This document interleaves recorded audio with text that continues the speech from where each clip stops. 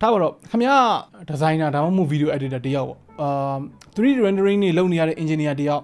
အားတဲ့အချိန်လေး game ဆော့တယ်လက်ထဲမှာလည်း$1800လောက်ရှိနေတယ်အဲ့ဒါဆိုလို့ရှိရင်ဘယ်လို specification နဲ့ laptop မျိုးကိုခင်ဗျားတို့ရွေးပြလိမ့်မယ်လို့ထင်တယ်ကျွန်တော်သာဆိုတော့ဒီ laptop ကိုရွေးပြဖို့များတယ် okay TBH Labs နဲ့ကြိုဆိုပါတယ်ခုနကပြောသလိုမျိုး creator gamer engineer တွေနဲ့တော်တော်လေးကြိုက်တဲ့ all rounder laptop တစ်လုံးကိုကျွန်တော်တို့ရှာတွေ့ထားတယ်ပေါ့နော်အဲ့ဒီ laptop ကကျွန်တော်တို့အခု showcase လုပ်ပေးမယ် Asus ရဲ့ Strix G16 တည့်ရတိုင်းမှာ Strix lineup laptop တွေက Asus ရဲ့ဒီ mid range series gaming laptop တွေပေါ့ဈေးကမြန်မာငွေအနေနဲ့တွက်လိုက်ရင်တော့များတယ်လို့ထင်ရတယ်ဒါပေမဲ့$2000ဆိုတာ laptop ကောင်းကောင်းတစ်လုံးအတွက်အရန်ဈေးကြီးနေတာတော့မဟုတ်ဘူးကျွန်တော်တို့ကဆင်းရဲနေတာပေါ့နော်အဲ့ဒါဥမာကျွန်တော်တို့စီကိုရောက်လာတဲ့ laptop ရဲ့ specification ကတော်တော်လေးမျှမျှတတလေးရှိတယ် creator တွေ gamer တွေသဘောကျနိုင်မဲ့ပုံစံမျိုးတေချာသတိထားကြည့်နိုင်မှသိနိုင်မဲ့အားနည်းချက်သေးသေးလေးတွေရှိတာလွယ်လို့ရှိရင်နေရာတော်တော်များများမှာခွနေတဲ့ laptop ပေါ့ design ပိုင်းမှာဒီ G16 ကတော်တော်လေးကိုအစွန်းရောက်တယ်ရုပ်တရက်ကြည့်လိုက်လို့ရှိရင်ဘာ design မှမပါသလောက်နီးပါးကို stealthy ဖြစ်လွန်းတယ်ပေါ့နော်အသေးချာအနီးကကြည့်လိုက်မယ်ဆိုတော့မှဒီ chassis တစ်ခုလုံးမှာ design element မျိုးစုံနဲ့ပြည့်နေတာကိုတွေ့ရမယ်ဒါအဖို့အဖောင်းနေတို့ lettering နေတို့အဲ့ဒါတွေကနေရာပေါင်းစုံမှာရှိနေတာဗျာဒါပေါက်တက်ကရရှောက်ထည့်ထားတာလည်းမဟုတ်ဘူးသူကတီးချာချာလေးကိုဒီကောင်တွေကရွေးပြီးတော့ထည့်ထားတာအထူးသဖြင့်အခုလိုမျိုးဒီအပေါ်ဘက်က design နဲ့ keyboard တက်က design တွေကကွက်တိဖြစ်နေတာမျိုးပေါ့နော်အနောက်ဘက် event ရှိတဲ့နေရာတွေက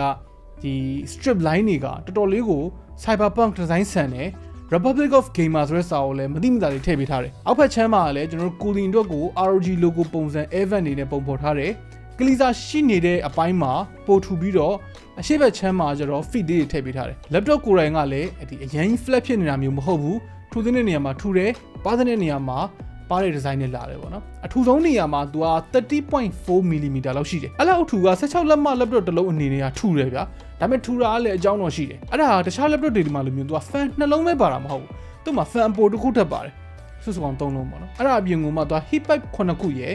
်ပပက်လေလေဝင်လေထွက် air vent တွေရယ်ဆိုတော့အရင်က design ထက် air flow ရောတာမယ်ကိုရင်းရောကတော်တော်လေးကိုကောင်းပါတယ်သူ့ရဲ့အနောက်ကဒီ ROG logo ကလည်းမီးလင်းတာဘာညာမျိုးမရှိဘူးလေဆာနဲ့ထွင်းထားတဲ့ပုံစံမျိုးပေါ့နော်ဒီ laptop ရဲ့အရှိတ်ဘက်ချမ်းမှာကျတော့ဒေါင်ဂျိုးတွေနေရာအထိကိုဒီမီးလင်းနဲ့ light bar လေးရှိမယ်သဘောမကျတဲ့အချက်ကဒီ status LED ထားတဲ့နေရာက display အောက်တက်တဲ့မှာမျက်ခွက်ကြီးနဲ့တန်းနေတာပဲပေါ့နော်ပိတ်လို့လည်းမရဘူးဆိုတော့တော်တော်လေးအနှောက်အယှက်ဖြစ်တယ်ကျွန်တော်သာဆိုလို့ရှိရင်တော့မီးတိတ်အမဲနဲ့ကပ်ပလိုက်မှာထားပါတော့ lid အတွက်ကိုသူက aluminum ကိုသုံးထားတယ် body တစ်ခုလုံးက plastic ပဲဒါပေမဲ့သူ့ရဲ့ plastic ကသွား short တွက်လို့တော့မရဘူးတော်တော်လေးကိုတွန်းတော့တင်းတင်းရှိတယ် quality အရန်ကိုကောင်းတဲ့ plastic ပေါ့နော်အထူးသဖြင့်ဒီ keyboard deck နေရာမှာကိုလက်နဲ့ထိရမယ့်ဒီ palmrest လိုနေရာမျိုးတွေမှာအုပ်ထားတဲ့ coating က smooth ဖြစ်နေပြီးတော့အထိတွေ့ရရှိလဲမိုက်တယ် flex ကလည်းနေရာတော်တော်များများမှာမရှိသလောက်ပဲပေါ့နော်တကယ်အားကြီးနဲ့ဖိမိရင်တော့မှကျုံရင်တော့မျိုးမဖြစ်ဘူးဒီ lid ကတစ်ဖက်ထဲနဲ့လည်းဖွင့်လို့ရတယ်ဖွင့်ဖို့အတွက် 720p webcam ထည့်ထားတဲ့နေရာလေးလည်းရှိတယ် hinge ကဖွင့်ပြီးသွားလို့ရှိရင်တိတိတသာလှုပ်နေရမျိုးလည်းမရှိဘူးမပျော်လွန်းမမာလွန်းလေးပေါ့နော်ကွက်တီလေးပဲသူ့ရဲ့အလေးချိန်က 2.5 kg ဆိုတော့ဒီ size laptop တွေမှာတော့ high performance laptop တွေမှာပုံမှန်ပဲပေါ့နော်ခိုဒီတည်သွားလို့အဆင်ပြေသေးတဲ့အလေးချိန်ပေါ့သူ့မှာပါတဲ့ 280W power brick ကလည်း 1 kg လောက်တော့လေးတယ်အဲ့လောက်ကြီးအလေးမခံချင်ဘူးဆိုလို့ရှိရင်လည်း100W GAN charger လေးတွေနဲ့ဆိုလို့ရှိရင်လည်းအဆင်ပြေတယ်ဘာလို့ဆိုတော့ဒီကောင်က PD charging support လုပ်တာတခြားပါတဲ့ post တွေကကြတော့အခုဒီမှာပြထားတဲ့အတိုင်းပဲပေါ့နော် SD card reader မပါတာလွယ်လို့ရှိရင်ကျန်တာတွေအကုန်လုံးအလုံလောက်တယ်Thunderbolt 4 support လုပ်တဲ့ Type C port တစ်ခုပါတာလည်းအဆင်ပြေတယ် Windows login အတွက်ကကြတော့fingerprint scanner တို့ဘာလို့မပါဘူးအဲ့ဒီခေါ်တော့တိတ်ထားမကြဘူးပေါ့ဗျာအရှိတ်ဘက်ချမ်းမှာ downfiring speaker နှစ်ခုထည့်ပေးထားတယ် Dolby Atmos ရတယ်အတန်ကဒီ laptop speaker တွေရဲ့ထုံးစံတိုင်းပဲ bass နည်းနည်းလေးနဲတာလို့ရှိရင်တော့ကျန်တဲ့ဘိုင်းမှာတော့အဆင်ပြေတယ်ဒီကကျွန်တော်တို့တခြား Strix series တွေမှာပါတဲ့ layout တိုင်းပဲခက်မာပြန်ကန်တဲ့ feedback ကတော့ကောင်းကောင်းရှိတယ်ဆိုတော့စာရေးရတာကတော့တော်တော်လေးအဆင်ပြေတယ်တိတ်မကြိုက်တာသူ့မှာပါကီ RGB ပါပေမဲ့လုံလောက်အောင်လင်းတယ်လို့မခံစားရအောင်တချို့ကီးတွေမှာအလင်းအောင်မညီတာမျိုးလေးတွေရှိတယ်အဲ့ဒီတစ်ခုကတော့တိတ်ပြီးတော့မမိုက်ဘူးပြီးတော့ဒီ arrow key တွေကလည်း full size ဖြစ်ပေမဲ့တီးသန့်တော့ဖြစ်မနေဘူးဆိုတော့မှားနှိမ့်မိတာမျိုးဖြစ်နိုင်ချေရှိတယ်အပေါ်ဘက်ချမ်းမှာကိုယ်စိတ်ကြိုက် macro key အနေနဲ့ထားလို့ရတဲ့ function key 5ခုပါတယ်ဒါပေမဲ့လက်နဲ့တော်တော်လေးဝေးတဲ့နေရာမှာဆိုတော့ gaming အတွက်တော့သုံးဖို့တော့ခက်လိမ့်မယ်ပေါ့နော် relativity အတွက်တော့ပိုပြီးအဆင်ပြေလိမ့်မယ်ဒီ trackpad ကglass surface ကိုသုံးထားပြီးတော့ size ကလည်းအဲစတုံးကြီးပဲ gaming laptop တွေထဲမှာဆိုလို့ရှိရင်အားရစရာပေါ့နော်ဆိုတော့ဒီ slide လောက်ရတဲ့အနေထားတွေ gesture သုံးရတာတွေအဲ့ဒါတွေက share ပဲကျွန်တော်တို့လိုမျိုးပေါ့နော် gaming laptop တော်တော်များများက trackpad တွေကိုမုန်းတဲ့သူတော်မှဒီ trackpad ကိုသဘောကျတယ်ဗျာသူ့မှာ number ကလေးလည်းပါတယ်အဲ့ဒီကောင်ကိုတစ်စက္ကန့်လောက်ဖိထားရင်ပဲဖြစ်ဖြစ်ဖိချလိုက်ရင်ပဲဖြစ်ဖြစ် ဒီ number လေးပေါ်လာတယ်ပေါ့နော်သူ့မှာပါတဲ့ ROG Nebula display ကဒီ laptop ကိုသဘောကျသွားမဲ့အချက်တွေကတစ်ခုတော့16လက်မဟိုမှာ 16:10 ratio ဆိုတော့ပုံမှန် 16:9 ratio တွေထက်ဆိုလို့ရှိရင်vertical viewing ပိုရတယ်ပေါ့နော် content တွေပိုမြင်ရတယ် 2K QHD plus display ဟိုမှာ 240Hz ရတာလည်းလုံးဝ special ပဲ IPS panel တော်တော်လေးကိုလင်းတယ်ကျွန်တော်တို့တွေ့နေကြ300 nits brightness ဝန်းကျင် gaming laptop တွေအများကြီးပိုလင်းတယ် Asus က900 nits ဝန်းကျင်လောက်ထိရတယ်လို့ကြေညာထားတယ်အင်တော့မှာသုံးမယ်ဆိုလို့ရှိရင်40%လောက်ထပ်ပိုသုံးစရာမလိုဘူးဗျာအဲ့လောက်ဆိုရင်ကိုတော်တော်လင်းနေပြီ 100% လောက်ဆိုလို့ရှိရင်အင်တော့မှာစူးပြဲနေရလောက်အောင်လင်းတယ်အဲ့ဒါကိုမှ तू က glossy မဟုတ်တဲ့ matte panel ဆိုတော့အောက်တော့မကြတကြပေါ့နော်ပဒင်းပေါက်အစွန်လေးမှာတော့ဘာတော့အဲ့ဒါမျိုးမှာသုံးရင်တော့ share မိုက်တယ် coffee sign တွေပါယူသွားမှမျိုးအဆင်ပြေတယ်ပေါ့နော် response time တွေ viewing angle တွေ contrast တွေအဲ့ကောင်တွေက good တယ် screen tearing မဖြစ်အောင်လုပ်ပေးထားတဲ့ Nvidia ရဲ့ G16 နဲ့ပါတယ်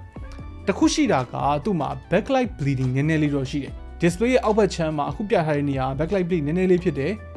ဒါကလည်း laptop တစ်လုံးနဲ့ပုံမှာမူတည်ပြီးတော့နည်းနည်းအများကွာနိုင်တယ်ဒီကောင်က unit by unit ကွာဆိုတော့လေ wallpaper ဒါမှမဟုတ်ကိုကြည့်နေတဲ့ content ကအမဲအောင်မဟုတ်ဘူးဆိုလို့ရှိရင်တော့တိတ်မသိတာဘူးအဲ့ဒါလွယ်လို့ရှိရင်တော့ဒီ display မှာအားနည်းချက်ရလို့မရှိဘူး creator တွေအနေနဲ့ mic တွေလို့ပြောခဲ့တဲ့အပိုင်းမှာဒီသူ့ရဲ့2560 1600 resolution display ဖြစ်နေတာရဲ့အပြင်ဒီ display ရဲ့ color coverage ကြောင့်လည်းပါတယ်တော့ DCI P3 ကို 97% အထိ support လုပ်တယ် sRGB က 100% လောက်ထိရတယ်ဆိုတော့ color work လုပ်ရတဲ့သူတွေအတွက်ကအဆင်ပြေတယ်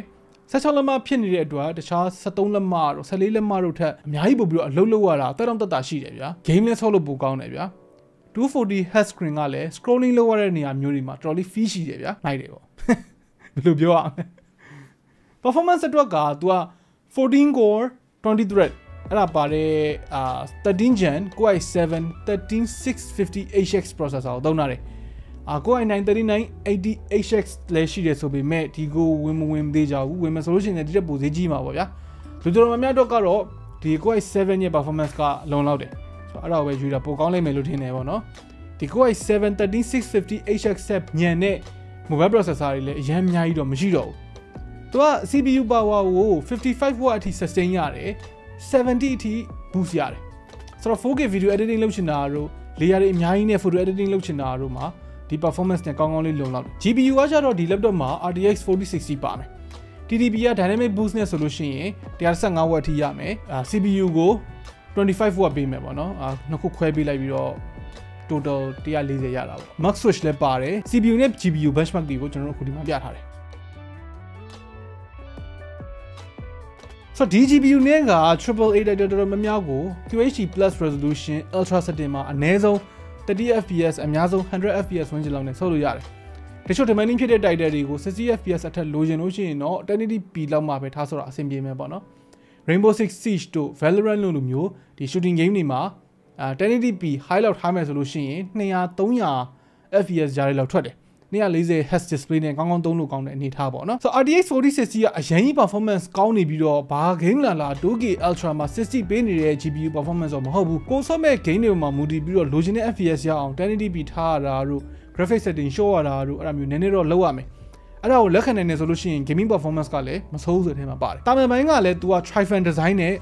ဆိုတော့ရမ်းမပူ fan nice ကလည်း turbo mode မှာမဟုတ်ဘူးဆိုလို့ရှိရင်တော့လက်ခံလို့ရတယ်ပေါ့နော် turbo mode ကတော့နည်းနည်းလေးဆူတဲ့အထဲမှာပါတယ်ဘယ် game တွေမှာဘယ်လောက် FPS ရလဲဆိုတာကိုကျွန်တော် gaming benchmark လေးတွေကိုဒီမှာပြပေးထားတယ်ဆိုတော့ battery life ကလည်းဒီကောင်းရဲ့အားသာချက်ပဲဒီ90Wh battery ကတော်တော်လေးအားခံတယ် web browsing မှာ9နာရီ6နာရီဝန်းကျင်လောက်ကိုရတယ်ဆိုတော့ gaming laptop အနေထားမှာတော်တော်လေးကောင်းတယ်ပေါ့နော်တော်တော်များများပုံမှန်အဖြစ်4နာရီလောက်ပဲရတာအဲ့ဒါကိုမှဒီ Armoury crate ထဲမှာ GPU eco ဒါမှမဟုတ် optimize mode လုပ်ထားမယ်ဆိုလို့ရှိရင်6နာရီလောက်ထိခံသွားမယ်ဆိုတော့တုံအပြင်ခဏယူသွားတာတို့ရုံသွားတာလောက်ကို charging brick မယူသွားတာတို့ဆိုအဆင်ပြေတယ်ပေါ့နော် heavy usage ဒါမှမဟုတ် gaming မှာဆိုလို့ရှိရင်တော့ game ပေါ်မှာမူတည်ပြီးတော့2နာရီနဲ့3နာရီဝန်းကျင်လောက်ရမယ်အပြင်သွင်းမှုကိုသူက 280W adapter နဲ့ဆိုလို့ရှိရင် 0 to 50W ကိုနိုင်ဝက်ကျော်လောက်နဲ့အပြည့်ဆိုတော့အဆုံးသတ်ရင်ခင်ဗျားက creative work တွေလုပ်နေရတဲ့ gamer တယောက်ဈေးကိုလည်း Zephyrus လောက်အထိမသွားချင်ဘူး TEF တွေကြတော့လည်းအထာမကျဘူးလို့ခံစားရတယ်ဆိုလို့ရှိရင်ဒီ Strix G16 ကခင်ဗျားတို့တက်ဖြစ်နိုင်တယ်$1845ဆိုတဲ့ဈေးမှာဒီတက်ပိုကောင်းတဲ့ specs နဲ့ laptop တွေရှိနိုင်တယ်ဒါပေမဲ့အခုလိုမျိုး all rounder ကောင်းတဲ့ laptop တစ်လုံးကတော့မလွယ်လောက်ဆိုတော့ကျွန်တော်သာဆိုလို့ရှိရင်တော့ဒီ G16 လေးကိုရေးပြလိုက်မယ်လို့ထင်တယ် ခင်ဗျားတို့ရောဒီဈေးမှာတခြားဘယ် laptop တွေကမိုက်တယ်လို့ထင်တယ်အောက်က comment တွေမှာခင်ဗျားဆွေးနွေးညှိနှိုင်းလို့ရပါတယ် okay နောက်နေ့မှတွေ့တော့